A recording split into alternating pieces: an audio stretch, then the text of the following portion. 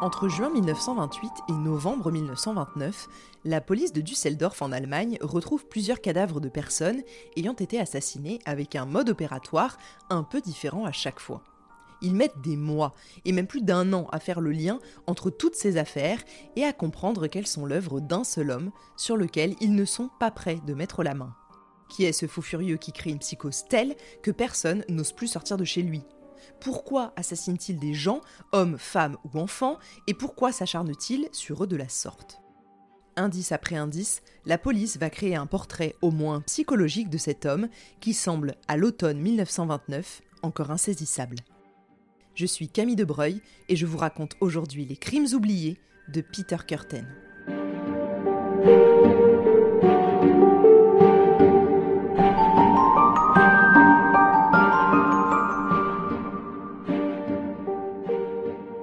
Je vous ai déjà mentionné une dizaine de crimes qu'on imputera plus tard à Peter Kürten, mais croyez-moi, il y en a énormément d'autres. Après la découverte du corps de Maria Ann, la jeune servante retrouvée enterrée sur la colline en banlieue de la ville, tout s'accélère.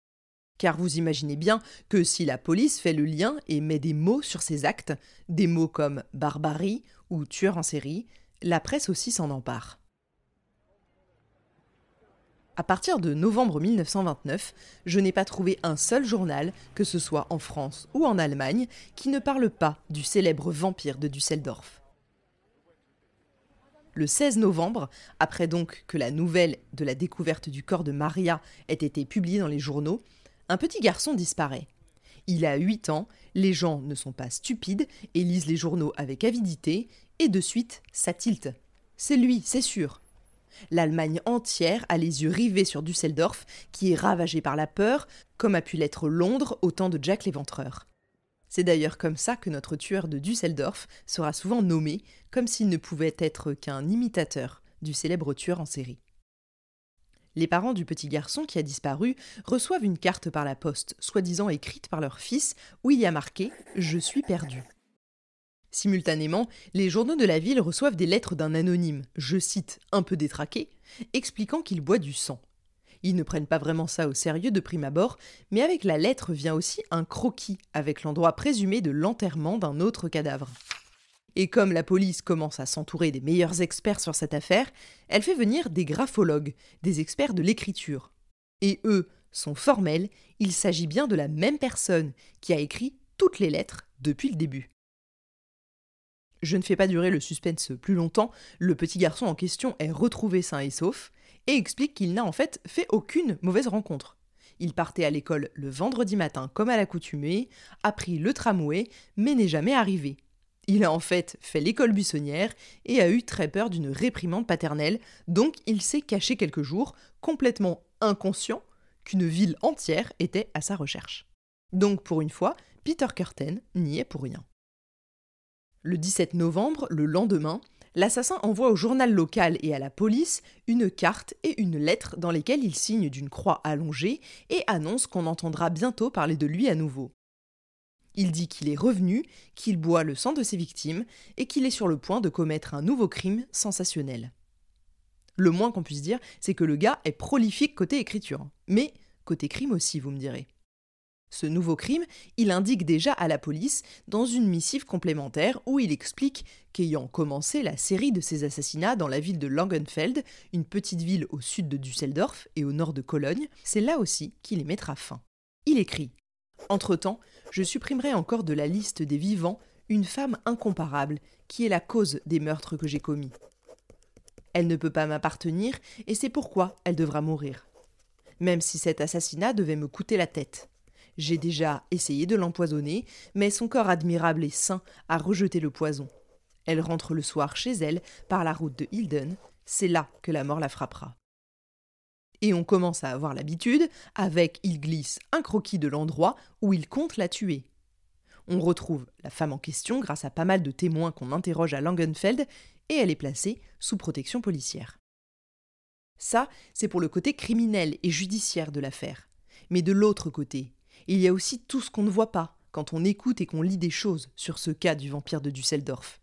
Et tout ce qu'on ne voit pas, c'est le contexte. Ce sont par exemple ces cours de bonne conduite avec les inconnus, où on apprend aux enfants à l'école à ne pas parler aux inconnus, bien sûr, à ne pas s'éloigner de la voie principale et à ne pas traîner après la tombée de la nuit. La peur dans la ville est telle que tout le monde s'adapte à ce tueur en liberté. Et c'est le début, donc les gens ne sont pas encore trop pressants avec la police, mais ça viendra. Et heureusement qu'ils n'ont pas encore trop la pression, parce que pour l'instant, les policiers n'ont rien. La seule piste qu'ils aient à ce moment-là, en tout cas, c'est le lieu, Düsseldorf. On sait que l'assassin y habite sûrement car toutes les lettres ont été postées en ville. Avouez que c'est un peu maigre, même pour un début d'enquête. Il écrit plusieurs autres lettres à la police allemande au fil des semaines, sans pour autant indiquer d'autres meurtres commis par lui ou d'autres emplacements de corps. Il écrit par exemple « Vous vous y prenez mal. Le trouble qui s'est emparé de Düsseldorf empêche le libre jeu de vos facultés intellectuelles. Les relations des journaux sont grotesques. Cherchez, creusez toujours, et vous trouverez d'autres cadavres. » C'est pas franchement rassurant. Alors, on se raccroche aux preuves tangibles qu'on a, à savoir les lettres et les croquis qu'il a envoyés et qu'on sait être écrites et dessinées de la main du même homme. Et je dis homme, car rien ne prouve, comme certains peuvent le penser, qu'il s'agit d'une femme qui commet ces meurtres. Les graphologues qui collaborent avec la police affirment qu'il a, je cite, un instinct sexuel très développé et qu'il a une intelligence calculée. Ils pensent que c'est un homme renfermé et qu'il passera aux aveux dès qu'il sera arrêté. Ah bah, c'est pas la folie, côté profilage non plus, apparemment. Mais il y a d'autres indices dans ces lettres. On remarque aussi qu'il s'exprime avec élégance et utilise parfois des tournures poétiques. On l'appellera d'ailleurs dans les journaux la poésie de l'horreur.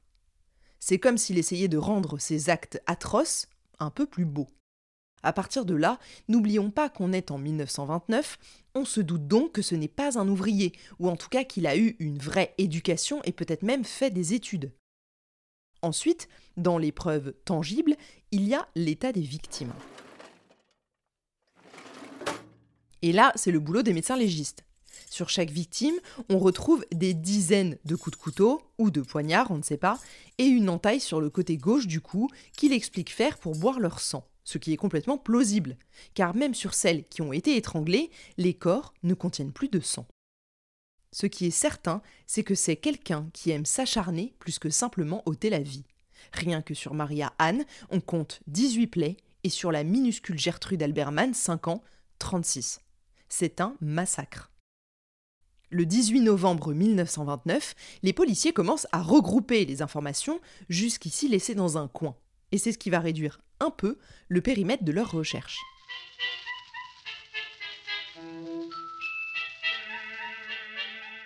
La police établit que le tueur choisissait probablement certaines de ses victimes dans un dancing, ces soirées fréquentées par les servantes notamment. Maria Anne fréquentait le dancing de Grafenberg, et une autre bonne le fréquentait aussi, Elisabeth Dorner, morte en octobre 1929 de 27 coups de couteau. Son corps a été d'ailleurs retrouvé pas loin du dancing, comme Ida Reuter avant elle. Évidemment, n'essayez pas de retenir tous les noms, celles qui nous intéressent vraiment, c'est Gertrude et Maria Anne. Ça fait déjà 3 femmes qui ont participé à ces soirées, à cet endroit précis, et qui ont toutes les 3 perdu la vie dans des conditions terribles, et donc 2 d'entre elles qui ont été retrouvées à proximité. L'enquête a donc mené les policiers dans ce dancing, où la direction avait en effet repéré un homme un peu étrange par ses manières, et je cite son regard perçant. Un homme en complet bleu marine, des lunettes à bordure d'écailles noires et de petite stature. Et bingo, un homme correspondant à ce signalement travaille chez un meunier de la banlieue de Düsseldorf, et comme par hasard, cet homme a quitté son travail la veille du meurtre de Maria Anne, avec qui il avait été vu dans ce fameux dancing. Mais aller retrouver un gars un peu banal physiquement comme ça dans une grande ville, il ressemble à Monsieur Tout-le-Monde. C'est bien là le problème, si tant est que ce soit lui. Dès le lendemain, la police procède à plusieurs arrestations, mais tous les suspects sont relaxés, faute de preuves et de correspondance avec le signalement. Quand je vous disais qu'une psychose était en train de s'installer en ville, même la police en est victime. Elle a une trouille monstre de passer à côté du tueur, sans le voir, sans le remarquer, et surtout elle guette sa boîte aux lettres en espérant que plus rien de sa part n'arrive. Ce qu'ils ne savent pas, c'est que ce n'est pas parce qu'ils ne reçoivent pas de lettres qu'il n'y a pas de nouveaux corps mutilés. Comme la police de Düsseldorf ne suffit pas, Berlin envoie la sienne sur place. Dans une autre lettre, le tueur semble directement parler à l'inspecteur de Berlin en l'appelant « mon compatriote ». Il n'en faut pas plus aux policiers pour mettre un coup de projecteur d'un coup sur la Prusse orientale, la région d'où est originaire l'inspecteur berlinois. Ça ne servira à rien, bien entendu.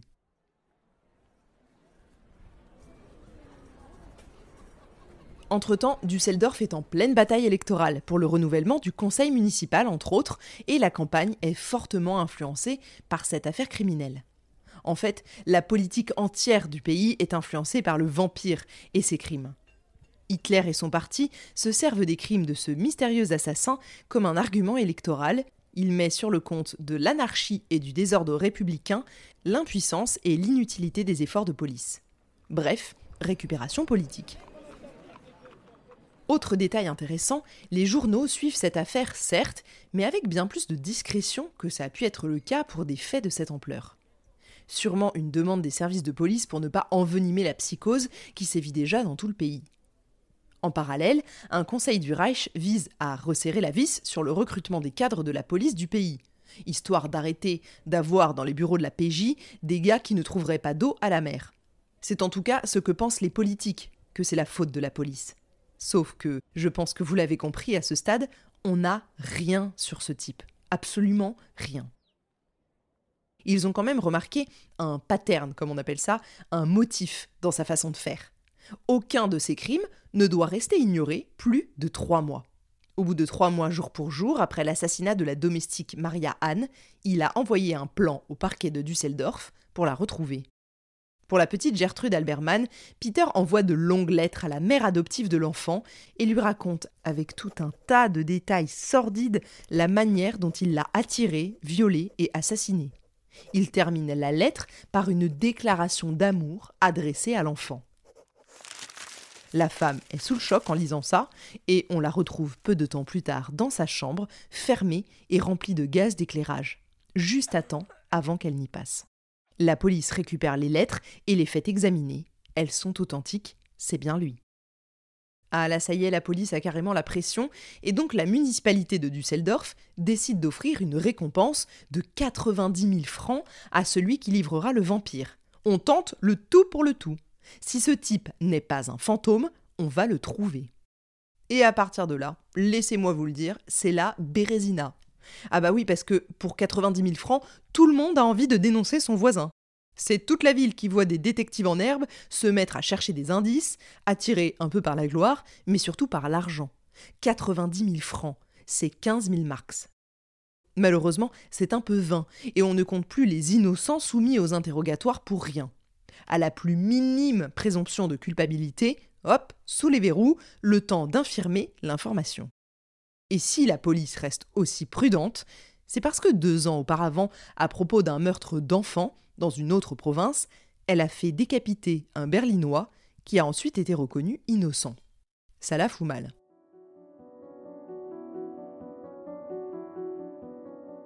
J'ai aussi retrouvé des faits intéressants en me perdant dans les archives. Au même moment, à Bucarest, l'affaire du vampire de Düsseldorf a un énorme retentissement et a carrément traversé les frontières. Une femme qui marchait sur le trottoir s'est mise à crier « Voilà le meurtrier de Düsseldorf, il est habillé en femme, arrêtez-le !» Elle désigne près d'elle une silhouette plutôt fine. Un policier accourt et elle lui raconte que l'individu l'a abordée, lui a parlé en allemand de Düsseldorf et l'a invité à faire une promenade dans la forêt voisine. La foule s'excite et s'empresse de lyncher l'homme. Juste un simple d'esprit, un poil dragueur, c'est tout. Ça, c'est pour l'actuelle Roumanie, mais il faut dire que tout le monde se regarde du coin de l'œil. Alors qu'à Vienne également, un égorgeur a déjà fait 8 victimes, hommes, femmes, sans distinction, notamment des touristes. Rien à voir avec notre affaire, mais c'est pour vous montrer que partout en Europe, l'ambiance est ultra tendue.